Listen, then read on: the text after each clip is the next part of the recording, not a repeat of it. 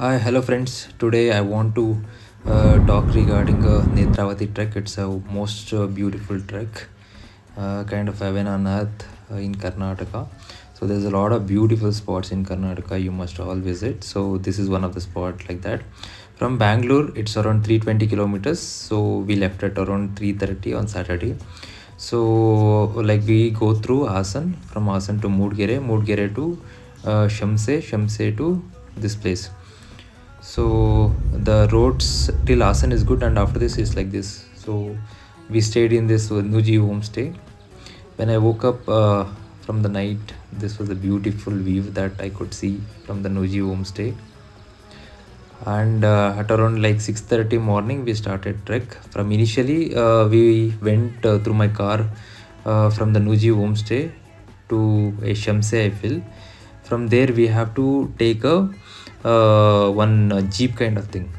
So mainly this is situated in Chikmagalur district. So you could see a lot of greenery there. It's almost like full of coffee plantations. I always love total Malnadu, be it Mangalore and Chikmagalur or Shivamogga. It's completely covered with greenery. You can feel the fresh air into your lungs. So beautiful it is. So early morning it was very chilling. The temperatures were very cold. So since we went in August, it was not raining or not too cold also. So we stopped the vehicle there when I went through the jeep. I and my friends. So from jeep, the that spot I think Shamse to the starting point, we have to go through the jeep. The roads are too bad actually. It was very wobbling and all. I had that fear that I might fall from the jeep. So because there's so much wobbling and there's a lot of pits also.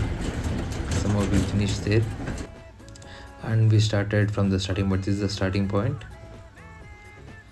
So we started, trekking. So this is the initial phase, initial around 3 kilometers, like this way is there. So after this, you will encounter a small kind of a cherry. So waterfall. It's not a big one, but I think in the rainy season it will be a too big one. So you have to be very careful while walking in these places, especially wearing those shoes. You might, get skidded and fall down. And also you should watch regarding leeches. There's a lot of leeches over there. So this is our like tour guide. We hired him for 1,000 rupees. So initially, yes, I want to mention one more thing.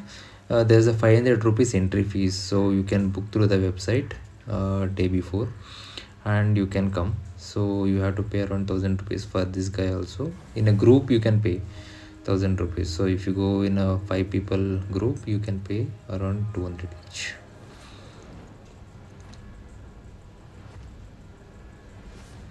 See, this is the waterfall. So imagine there was no rain and there was so much of water, and if there's a raining, there's gonna be like a huge uh, the stream of water.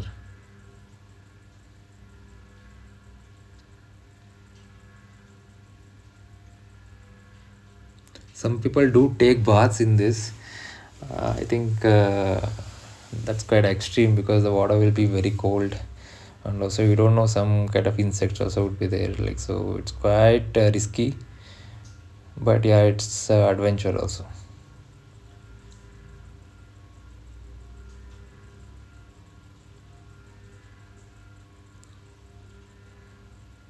So from there we moved on. So once you cross that waterfall, you could see the beautiful views. So it's basically like a culmination of different hills. So this hill you could see that from there we started walking it. Whether in narrow path is there, so it's better to hire a guide because these paths are very kind of quite confusing. So if you go in a group, you would be very, kind of confused where to go. Unless if some other groups are there, then it's worth it. But whatever, we hired a guide, he was kind of useless guy. He was not communicating much or guiding much. He was just going around, and we also followed him, that's all.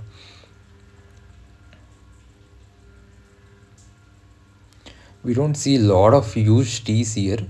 Before I had gone to Kemmangundi also. In Kemmangundi is like huge. There's a this total trek is around like 10 to 14 kilometers. It's quite small and easy doable for everybody. But Kemmangundi for first time it will be very hard. It's a lot of distance to be covered, around I think 20 to 25 kilometers. This is like around 10 to 12 kilometers. That's all. This is a very small path. So this the beautiful views. I feel like in around 2006 there was a window, bro, like Windows the page where you could see this kind of image into that. So I just love this vibe, overall vibe. So after this, when I started going to the tip, we could see this kind of views where there's a fully cloud covered mountains. Lot of mist also would be there.